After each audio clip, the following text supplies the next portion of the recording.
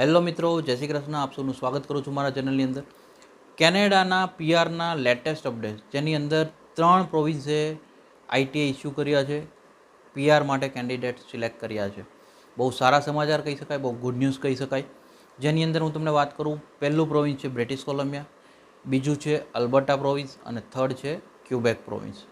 Quebec recently મેં તમને વાત કરી તે પ્રમાણે ધીરે ધીરે ફરીવાર એક્ટિવ થઈ રહ્યું છે, જે બહુ સારી ગુડ ન્યૂઝ કહેવાય અને પીઆરવાળા માટે બહુ સારી આશા કહેવાય. વિડીયોમાં આગળ વધતા પહેલાં તમારા બધાનો ખૂબ ખૂબ આભાર. જે રીતનો તમારો સપોર્ટ મળી રહ્યો છે એ બાબત તમને લોકોને સૌને અમારા તરફથી થેન્ક યુ સો મચ. હવે આજે આપણે વિડીયોમાં આગળ વધીએ છીએ, જેની અંદર વાત કરીએ. પહેલી વાત આપણે કરીશું બ્રિટિશ કોલંબિયાની. બ્રિટિશ કોલંબિયાની હું તમને વાત કરું તો 144 આઈટીઆઈ ઇસ્યુ કર્યા છે બ્રિટિશ કોલંબિયાએ, જે બીસીપીએનપી કેટેગરીની અંદર નોમિનેશન કેટેગરીવાળામાં આ પ્રોગ્રામની અંદર રિલીઝ થયા છે આ આઈટીઆઈ, જે બહુ મોટી વાત કહેવાય. બીસીપીએનપી નોમિનેશન થ્રુ એની અંદર હું તમને કહું, એન્ટ્રી લેવલ અને સેમી સ્કિલ વર્કર જે હતી આ બે લેવલને 110ના સીઆરએસ પર સિલેક્શનો આપ્યા છે અને બાકીના જે સ્કોર છે 134 પર છે, જેની અંદર ઇન્ટરનેશનલ ગ્રેજ્યુએટ સ્ટ્રીમ ચાલતી હોય છે, જે બીસીપીએનપી કહેવાય, બીસીપીએનપી કહી શકો, ઓર ઇન્ટરનેશનલ એક્સપિરિયન્સ ક્લાસ જે કહેવાય છે સ્ટ્રીમ્સ, આ સ્ટ્રીમ જે ચાલતી હોય છે. આ સ્ટ્રીમની અંદરમાં આ જે 3 સ્ટ્રીમ છે એની અંદર 134ના સ્કોર હતો અને 110ના સ્કોર પર જે છે સેમી સ્કિલ અને એન્ટ્રી લેવલવાળાને સિલેક્ટ કરવામાં આવ્યા છે.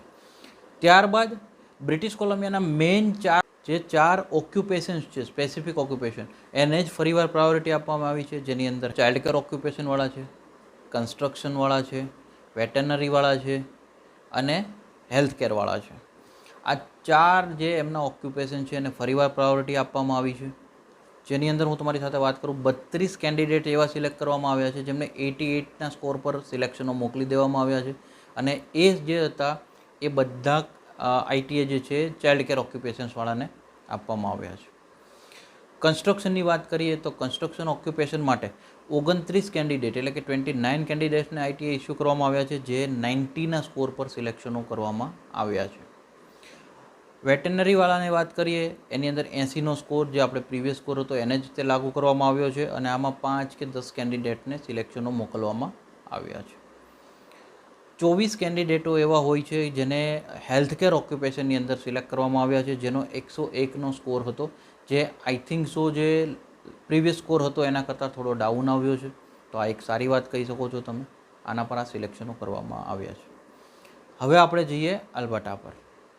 અલ્બર્ટા પ્રોવિન્સની વાત કરું તો અલ્ટિમેટલી જ્યારે બી પહેલી વાર વાત કરી હતી ત્યારની વાત કરું કે 300 ઉપરના જે લોકોએ એક્સપ્રેસ એન્ટ્રીની અંદર ફાઇલ પુટ ઓન કરી રાખી હતી એવા લોકોને ફરીવાર એવા 54 લોકોને નોમિનેશન્સ પ્રોવાઈડ કરવામાં આવ્યા છે. AAIP અલ્બર્ટા એડવાન્ટેજીસ પાયલોટ પ્રોગ્રામની અંદર બી સિલેક્શનો મોકલવામાં આવ્યા છે અને જે લોકોને આ નોમિનેશન મળ્યા છે ઓટોમેટિકલી એમનો જે સીઆરએસ છે એ 600+ થઈ જશે. જે મેં એક પ્રીવિયસ વિડીયોમાં બી તમને વાત કરી હતી, એવા 54 લોકોને અલ્બર્ટાએ સિલેક્શનો મોકલ્યા છે.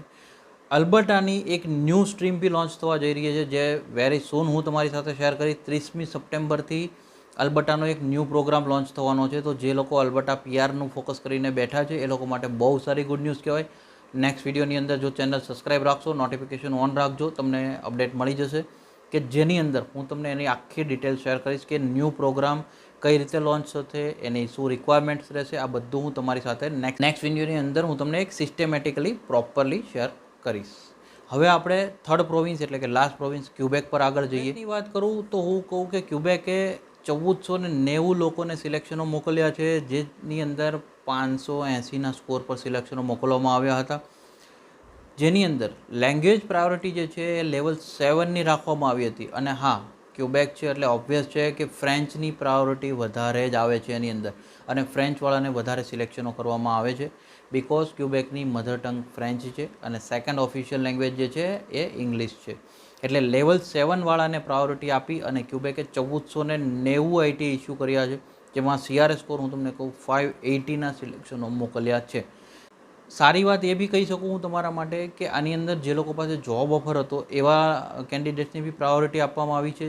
જોબ ઓફરની કન્ડિશન મેં તમને લાસ્ટ વખતે કીધી હતી, કોમ્યુનિકેટ ધ મેટ્રોપોલિન દે મોન્ટિરિયલ, આ એરિયાની આઉટસાઇડના એરિયાની જોબ ઓફર હોવો જોઈએ, એ લોકોને પ્રાયોરિટી આપવામાં આવી છે આ કેસની અંદર. ટ્રાય કરી છે બહુ સરળ લેંગ્વેજની અંદર તમારા સુધી માહિતી પહોંચાડવાની. જો માહિતી સારી લાગી એક લાઇક કરી દેજો. કોમેન્ટ કરવાનું ના ભૂલતા. જે બી તમારા અભિપ્રાયો છે ખાસ કોમેન્ટ કરજો. મેક્ઝિમમ લોકો સુધી શેર કરજો. Spread education, support education. Thank you so much. જય હિન્દ, જય ભારત.